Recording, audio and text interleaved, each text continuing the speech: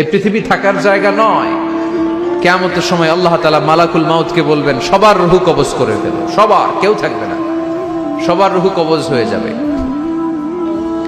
আল্লাহ মালাকুল মাউতকে বলবেন, মালাকুল মাউত কি অবস্থা? বলবে সব শেষ। মাইয়াবকা, কে বাকি? মালাকুল মাউত বলবে জিনেরা বাকি, যাদেরকে দেখা যায় না। আল্লাহ বলবেন জিনদেরকেও শেষ করে ফেলো, রূহ কবজ করো। মালাকুল মাউত আজরাইল জিনদের রূহ কবজ করবে। আল্লাহ এবার জিজ্ঞেস করবে, ইয়া মালাকাল মাউত আখবিরনি মাইয়াবকা, এবার বলো আর কে বাকি? মালাকুল মাউত বলবে, আল্লাহ মানুষগুলো সব শেষ, জিনগুলাও শেষ, এবার বাকি ইবলিশ শয়তান, ইবলিশরেও শেষ করো, ইবলিশও শেষ। আল্লাহ আবার জিজ্ঞেস করবেন, ইয়া মালাকাল মাউতি মাইয়াবকা, আর কে বেঁচে আছে বলো। মালাকুল মাউত বলবে, আল্লাহ আপনার কথা অনুযায়ী পৃথিবীর সব মানুষের রূহ কবজ করলাম, সব জিনদের রূহ কবজ করলাম, ইবলিসের রূহ কবজ করলাম, এখন আছে শুধু ফেরেশতারা। আছে কারা? যাও ফেরেশতাদের রূহ কবজ করো, ফেরেশতাদের রূহ কবজ হয়ে যাবে। এবার আল্লাহ জিজ্ঞেস করবেন, ইয়া মালাকাল মাউত আখবিরনি মাইয়াবকা। মালাকুল মাউত বলবে, আল্লাহ আপনার কথা মতো ধরে ধরে সব শেষ, ফেরেশতাও শেষ, 4 জন ছাড়া। কয়জন ছাড়া? জোরে বলেন, কয়জন ছাড়া? ইসরাফিল, জিব্রাইল, মিকাইল, আজরাইল। আল্লাহ এই 4 জন আমরা বাকি। আল্লাহ বলবে, যাও ইযহাব ইনতালিক ইলা জিবরিল ওয়াকবাদ রূহা, জিব্রাইলের রূহ কবজ করো। ইযহাব ইলা ইসরাফিল ওয়াকবাদ রূহা, ইসরাফিলের রূহ কবজ করো। ইযহাব ইলা মিকাইল ওয়াকবাদ রূহা, রূহ কবজ করো। ওই 3 ফেরেশতাও শেষ।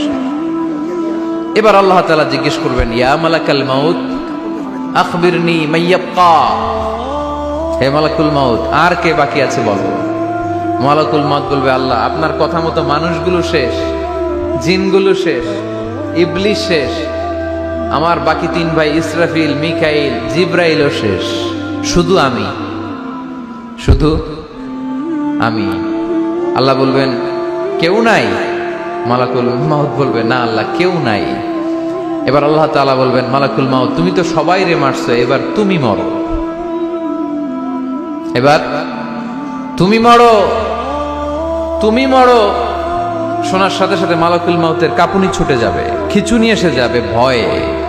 আল্লাহ বলবেন, কাঁপুনি দিয়ে তো লাভ নাই, কারণ কুল্লু নাফসিন যায়িকাতুল। রাব্বুল আলামিন বলবেন, মালাকুল মাউত কেঁদো না, এটাই দুনিয়ার বিধান, আমি আল্লাহর দেয়া বিধান, এটাই জন্মালেই মরতে হয়। যাও জান্নাত জাহান্নামের মাঝখানে একটা জায়গা আছে, জায়গাটার নাম হলো আরাফ। এই আরাফের মধ্যেখানে যে দাঁড়াও, ওখানে যে মালাকুল মাউত কাঁপতে থাকবে।